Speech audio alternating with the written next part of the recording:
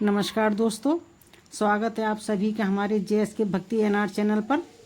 आज हम आपको दोस्तों नेपाल में जो पशुपतिनाथ का अद्भुत पंचमुखी ज्योतिर्लिंग है उसके बारे में जानकारी देंगे। द्वादश ज्योतिर्लिंगों के महान प्रतीक श्री पशुपतिनाथ नेपाल में बागमती नदी के किनारे स्थित कांतिपुर में पशुपतिनाथ विराजमान हैं। पशुपतिनाथ का मंदिर धर्म, कला, संस्कृति की दृष्टि से अद्वितीय है। काशी के कण कण में जैसे शिव माने जाते हैं, वैसे ही नेपाल में भी कण कण पर या पग पग पर मंदिर हैं जहां कला बिखरी हुई है। इस कला के पीछे धर्म और संस्कृति की जीवंतता भी छिपी हुई है। नेपाल वैसे तो बहुत सुंदर जगह है।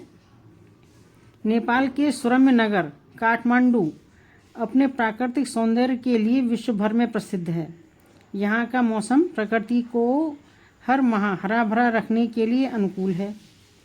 चारों तरफ नदियाँ बागमती, इंदुमती और विष्णुमती, अनेक कलकल करती नदियाँ जो कभी वर्षा के पानी से उछलती कूदती चलती हैं तो कभी पहाड़ों से निकलने वाले बारहमासी जल स्रोतों का निर्मल जल लेकर मंद मंद मुस्कुराती बल खाती चलती हैं।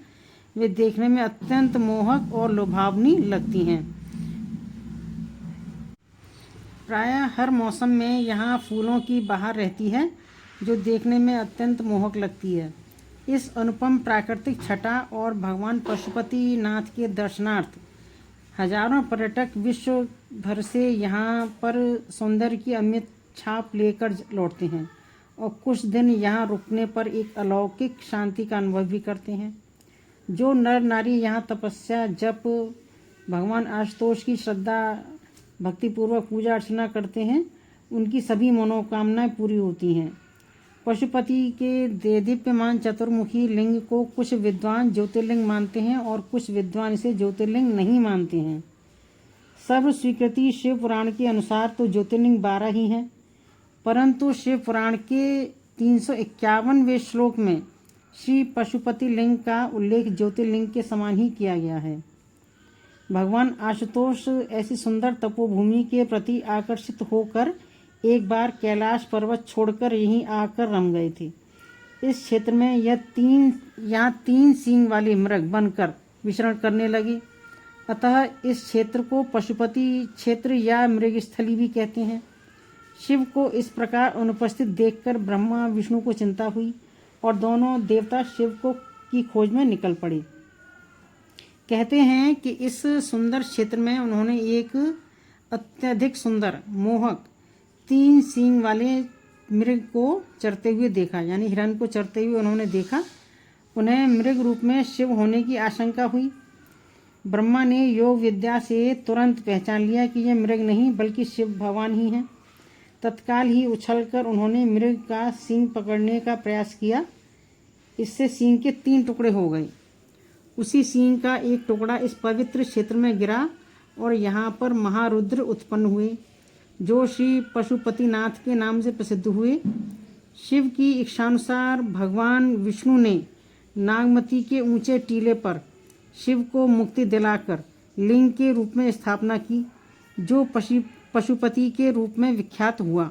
नेपाल महात्म्य में तथा सुनी जाने वाली जनश्रुति के अनुसार नित्यानंद नाम के किसी ब्राह्मण की गाय नित्य एक ऊंचे टीले पर जाकर स्वयं दूध बहा देती थी।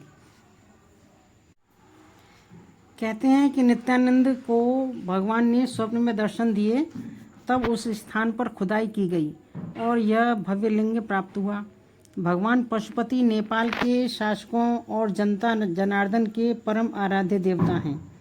इस शिवलिंग की ऊंचाई लगभग 1 मीटर है। यह काले रंग का पत्थर है जो अवश्य ही कुछ विशेष धातुओं से युक्त है। इसकी चमक, आभा और शोभा अद्वितीय है।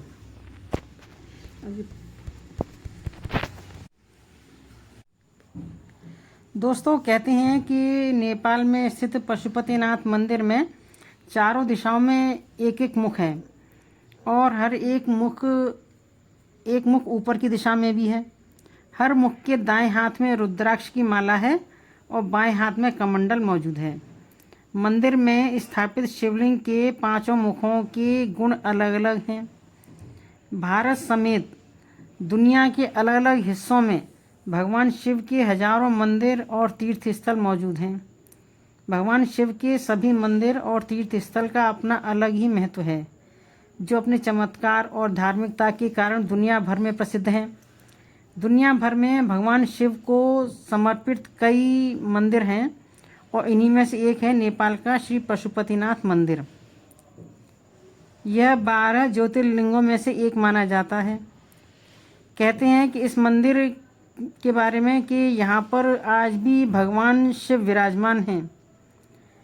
यह मंदिर पशुपतिनाथ मंदिर नेपाल की राजधानी काठमांडू से 3 किलोमीटर उत्तर पश्चिम देवपाटन गांव में बागमती नदी के तट पर स्थित है।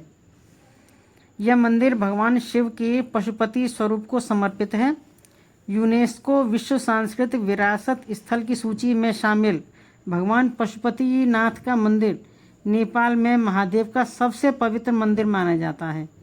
मान्यताओं के अनुसार यह मंदिर हिंदू धर्म के 8 सबसे पवित्र स्थलों में से भी शामिल है।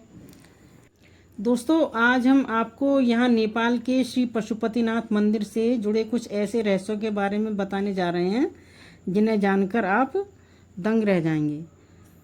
पहला तो यही है कि यहाँ पर दक्षिण भारत से आए पुजारी पूजा करते हैं भगवान पशुपतिनाथ की। भगवान शिव के पशुपति स्वरूप को समर्पित इस मंदिर में हर साल हजारों भक्तियाँ दर्शन के लिए आते हैं। आपको जानकर हैरानी होगी कि नेपाल में स्थित इस मंदिर में सबसे अधिक संख्या भारतीय पुजारियों की ही है। यह परंपरा सदियों से चली आ रही है कि मंदिर में 4 पुजारी और एक मुख्य पुजारी दक्षिण भारत के ब्राह्मणों में से रखे जाते हैं। पशुपतिनाथ मंदिर को 12 ज्योतिर्लिंगों में से एक केदारनाथ का आधा भाग माना जाता है, जिसके कारण इस मंदिर की शक्ति और महत्व और भी अधिक बढ़ जाता है। दूसरा है कि इसका ईशान मुख को माना जाता है भगवान पशुपतिनाथ का श्रेष्ठतम मुख। पशुपति मंदिर में चारों दिशाओं में एक मुख है और एक मुख ऊपर की दिशा में भी है। हर मुख के दाएं हाथ में रुद्राक्ष की माला है और बाएं हाथ में कमंडल मौजूद है। मंदिर में स्थापित शिवलिंग के 5 मुखों के गुण अलग अलग हैं। जो मुख दक्षिण की ओर है उसे अघोर मुख कहा जाता है। पश्चिम की ओर वाले मुख को सद्योजात, पूर्व और उत्तर की ओर के मुख को तत्पुरुष और अर्धनारीश्वर कहा जाता है। जो मुख ऊपर की ओर है उसे ईशान मुख कहा जाता है। यह निराकार मुख है। यही भगवान पशुपति का श्रेष्ठतम मुख माना जाता है। श्री पशुपतिनाथ मंदिर में स्थित शिवलिंग बहुत ही कीमती और चमत्कारी है। कहते हैं कि यह शिवलिंग पारस के पत्थर से बना है। अब पारस के पत्थर के बारे में तो हम सभी जानते हैं। कहते हैं कि इसके स्पर्श मात्र से लोहा भी सोने में बदल जाता है। अगला है कि पांडवों से जुड़ा है केदारनाथ धाम। इस मंदिर में भोलेनाथ के प्रकट होने के पीछे भी एक अद्भुत पौराणिक कथा है। इसके अनुसार जब महाभारत के युद्ध में पांडवों द्वारा अपने ही रिश्तेदारों का रक्त बहाया गया था, तब भगवान शिव उनसे बेहद क्रोधित हो गए थे। श्री कृष्ण के कहने पर वे भगवान शिव से माफ़ी मांगने के लिए निकल पड़े। गुप्त काशी में पांडवों को देखकर भगवान शिव वहां से विलुप्त होकर एक अन्य स्थान पर चले गए थे। उस स्थान को ही आज केदारनाथ धाम के नाम से जाना जाता है। केदारनाथ में स्थित है भगवान शिव की देह। क्योंकि भगवान शिव का पीछा करते हुए पांडव केदारनाथ भी पहुंच गए थे, लेकिन भगवान शिव उनके आने से पहले ही भैंस का रूप लेकर वहां खड़े भैंसों के झुंड में शामिल हो गए। पांडवों ने महादेव को पहचान तो लिया, लेकिन भगवान शिव भैंस के ही रूप में भूमि में समाने लगे। इस दौरान भीम ने अपनी ताकत के बल पर भैंस रूपी महादेव को गर्दन से पकड़कर धरती में समाने से रोक दिया। भगवान शिव को अपने असल रूप में आना पड़ा और फिर उन्होंने पांडवों को क्षमादान दे दिया। लेकिन भगवान शिव का तो मुख तो बाहर था, लेकिन उनका देह केदारनाथ पहुंच गया था। जहां उनका देह पहुंचा वह स्थान केदारनाथ हो गया और उनके मुख वाला स्थान पशुपतिनाथ के नाम से प्रसिद्ध हुआ। दोस्तों, पशुपतिनाथ मंदिर में मौजूद है भगवान शिव का भैंस रूपी सिर।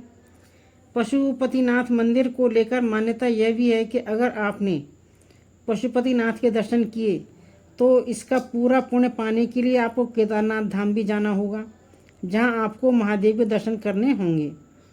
आपको बता दें कि पशुपतिनाथ मंदिर में भैंस के सिर और केदारनाथ में भैंस की पीठ के रूप में शिवलिंग की पूजा होती है। पशुपति मंदिर को लेकर मान्यता है कि अगर कोई व्यक्ति यहाँ पर दर्शन करने के लिए आता है तो उसे किसी भी जन्म में पशु की योनि नहीं मिलती। पशुपतिनाथ मंदिर में आने वाले भक्तों को नहीं करने चाहिए नंदी के दर्शन, यह भी एक रहस्य है। इस मंदिर को लेकर एक दूसरी मान्यता ये भी है कि अगर आपने पशुपतिनाथ के दर्शन किए तो आप नंदी के दर्शन न करें, नहीं तो आपको दूसरे जन्म में पशु का जन्म मिलेगा। इस मंदिर के बाहर एक घाट बना हुआ है जिसे आर्य घाट के नाम से भी जाना जाता है। इस घाट के बारे में कहा जाता है कि मंदिर के अंदर सिर्फ इसी घाट का पानी जाता है, इसके अलावा और कहीं का भी पानी मंदिर में ले जाना वर्जित है। दोस्तों, इस मंदिर में केवल हिंदू ही प्रवेश कर सकते हैं। मुख्य द्वार पर नेपाल सरकार का संगीनधारी पहरेदार हर समय मौजूद रहता है। यहाँ पर चमड़े की वस्तुएं मंदिर में ले जाना सर्वथा वर्जित है। अंदर फोटो लेना भी मना है। मंदिर की शोभा मंदिर के पूर्व भाग से बागमती के पूर्वी तट से भी देखी जा सकती है। विदेशी पर्यटकों के लिए यह मंदिर आकर्षण का केंद्र माना जाता है। हर मौसम में प्राय हजारों विदेशी पर्यटक बागमती के पूर्वी तट से फोटो लेते देखे जाते हैं। तो इसका एक रहस्य ये भी है कि बागमती के पवित्र जल से भगवान पशुपतिनाथ का अभिषेक किया जाता है। बागमती के दाहिनी तट पर ही भगवान पशुपति ज्योतिर्लिंग के गर्भगृह के सामने ही मरणोपरांत हिंदुओं के शव को अग्नि में प्रज्वलित किया जाता है। नेपालवासी मरने से पूर्व अपने परिजनों को अंतिम सांस से कुछ समय पहले यहाँ पर लेकर आते हैं, जिससे पवित्र नदी के स्नान और गोदान के बाद ही मृत्यु प्राप्त हो, ताकि उन्हें मोक्ष प्राप्त हो सके। मृत व्यक्ति के पैर बागमती में लटका देते हैं। कभी कभी कोई मृतक इस प्रक्रिया से पुनर्जीवित भी हो जाता है। जैसा कि लोगों में विश्वास है, आमतौर पर ब्राह्मण ही शव को स्नान कराते हैं और मस्तक पर पशुपति का चंदन लगाते हैं। तत्पश्चात कफन में लपेटकर दाह कर्म संपादित किए जाते हैं। भारत नेपाल के बीच सांस्कृतिक आदान प्रदान की परंपरा जो आदिकाल से थी वह आज भी विराजमान है।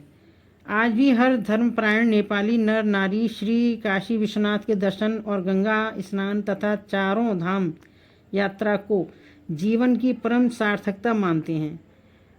तो भारत के तीर्थ स्थलों बद्रीनाथ, केदारनाथ, रामेश्वरम, द्वारकाधीश, जगन्नाथपुरी, गंगा सागर आदि यात्रा करने वाले भारतीय बिना पशुपति दर्शन के अपने आप को पूर्ण नहीं मानते। भारत के बिहार, उत्तर प्रदेश आदि राज्यों से सड़क मार्ग से गोरखपुर तथा रक्सौल आदि से बस द्वारा नेपाल की राजधानी काठमांडू हम पहुंच सकते हैं। भारत के दिल्ली, लखनऊ, कोलकाता, पटना, मुंबई आदि स्थानों से वायुमार्ग से भी जाने की व्यवस्था है। काठमांडू में यात्रियों के ठहरने के लिए साधारण से महंगे होटल भी उपलब्ध हैं।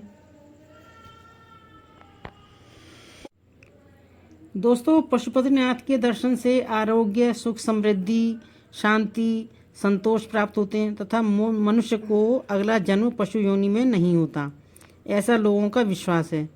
सृष्टि के कर्ता धर्ता स्वयं शिव शंकर हैं। कर्ता के चाहने मात्र से किसी कार्य को कर पाना संभव नहीं है। जब तक शिव ना चाहें, वे तीनों लोक और नव ग्रहों पर अपना आधिपत्य रखते हैं। ऐसे महाकाल शिव शंकर से बड़ा और कोई नहीं हो सकता। दोस्तों, आपको अगर ये हमारी वीडियो पसंद आई हो तो आप शेयर अवश्य करें, बेल आइकन का बटन दबाएं, चैनल को सब्सक्राइब करना ना भूलें।